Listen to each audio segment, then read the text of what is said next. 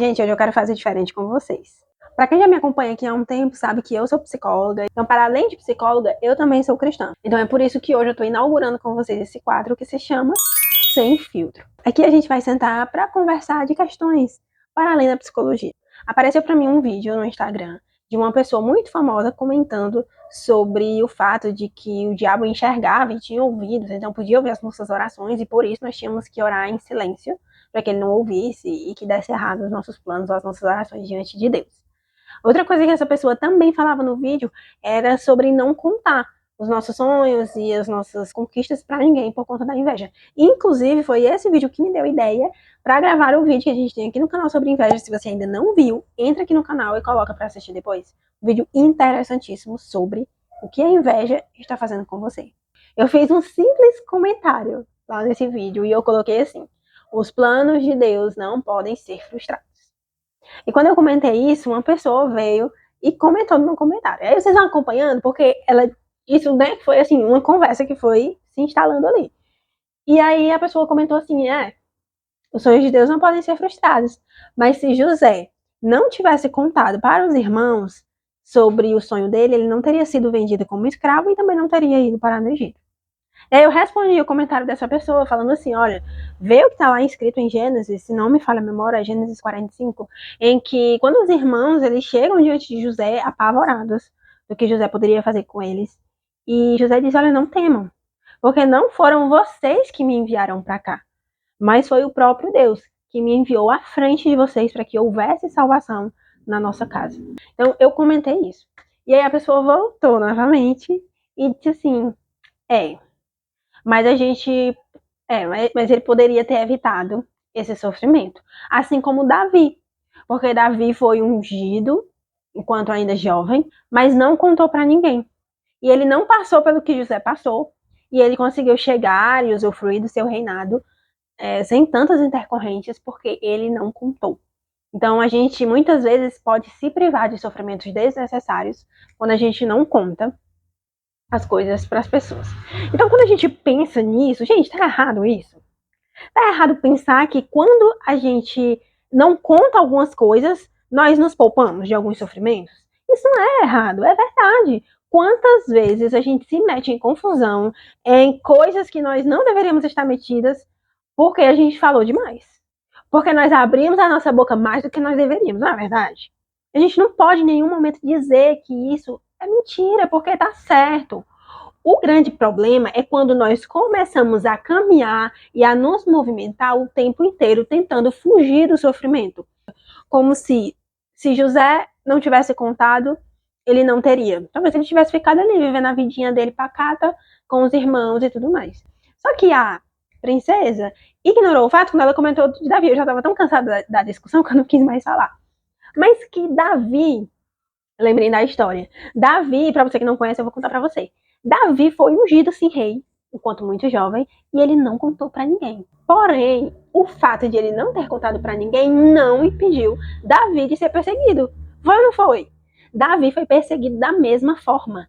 Saul infernizou a vida de Davi. Ele não contou para ninguém, os irmãos não venderam ele para que ele fosse parar dentro do palácio do rei, mas o próprio Deus levou Davi até lá. O que eu quero falar para vocês é que quando a gente vive uma vida em busca o tempo inteiro de fugir do sofrimento a qualquer custo, a gente não vai conseguir viver uma vida significativa.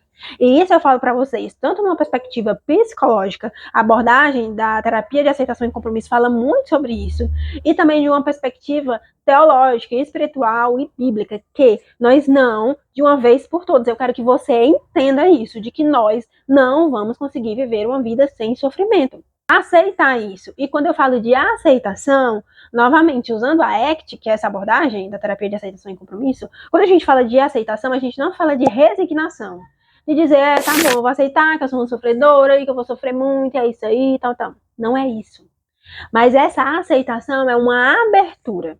É uma disposição àquilo que a vida trouxer. Ou aquilo que Deus trouxer pra gente viver. A palavra diz que o próprio Jesus, ele foi aperfeiçoado através do sofrimento. Jesus, o próprio Deus, foi aperfeiçoado através do sofrimento. Se Deus não poupou Jesus do sofrimento, porque que nós, alecrins dourados, vamos querer ser poupados do sofrimento. Então, assim, Senhor, me chama, eis-me aqui, envia-me.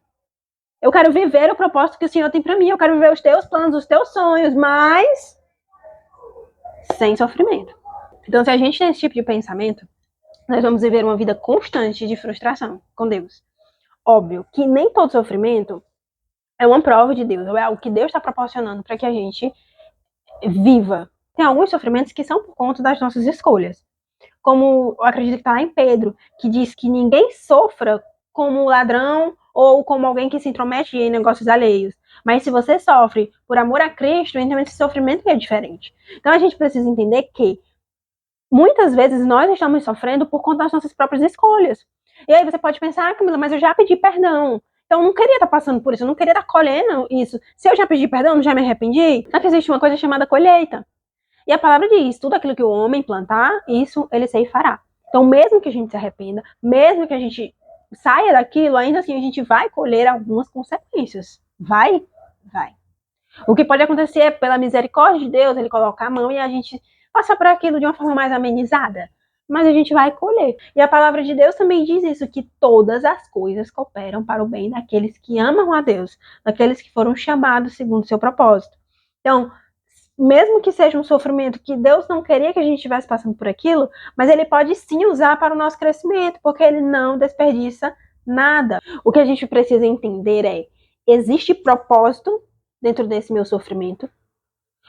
O que é que Deus está me ensinando dentro desse sofrimento? Ou até, poxa, Camila, eu entendo que eu estou sofrendo por conta de más escolhas que eu fiz. Eu tenho plena convicção disso. Ok, mas eu não vou ficar remoendo, eu não vou ficar me martirizando por isso. O que é que eu posso aprender? Então eu quero que você veja só o que José passou. José também foi servir na casa de Potifar. Uma situação muito difícil, um local em que ele também foi perseguido e teve o seu coração provado quando foi tentado pela mulher de Potifar. Mas, enquanto ele administrava uma casa, Deus estava treinando ele para administrar um governo. O que a gente quer é, Deus disse que eu, vamos pegar o exemplo de José, Deus disse que eu vou ser um governador, então a gente acha que a gente vai sair do ponto onde a gente está e de repente vai ser um governador. Deus disse que eu vou ser uma missionária, Deus disse que eu vou ser uma pastora, Deus disse que eu vou cuidar de pessoas, Deus disse que eu vou fazer isso, que eu vou impactar, então a gente imagina que a gente recebeu a palavra, vai dormir, no outro dia aquilo já vai acontecer.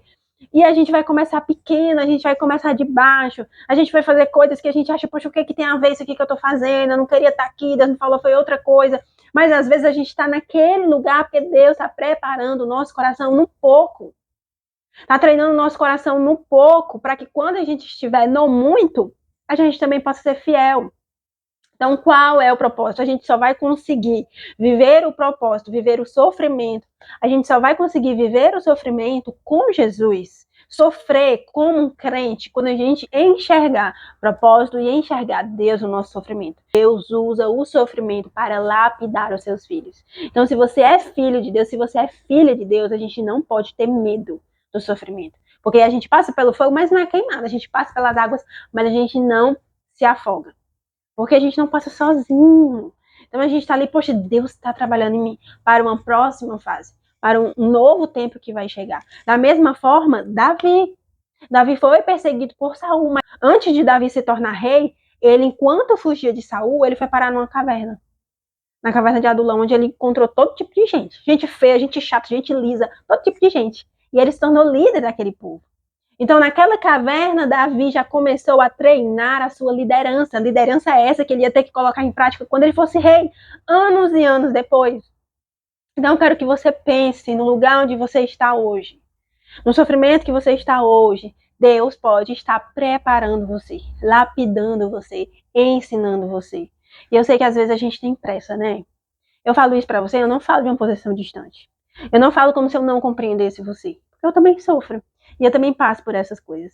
Mas o que a gente precisa entender é, eu estou sofrendo como um filho? Estou sofrendo como uma filha de Deus? Ou eu estou sofrendo como uma tola? Sem enxergar propósito, sem enxergar a direção. E o que eu quero deixar pra você no final desse vídeo é, se você não está entendendo o que está acontecendo, ou por que você está passando pelo que você está passando, pergunta pra Jesus. Pergunta pra ele, porque ele te conta. Talvez não te conte imediatamente assim que você perguntar, mas eu garanto pra você que ele te conta. A gente hoje tá ficando por aqui. Se você gostou desse vídeo, compartilha, curte e, claro, lembra que todo sábado a gente tem vídeo novo aqui no canal. Tchau!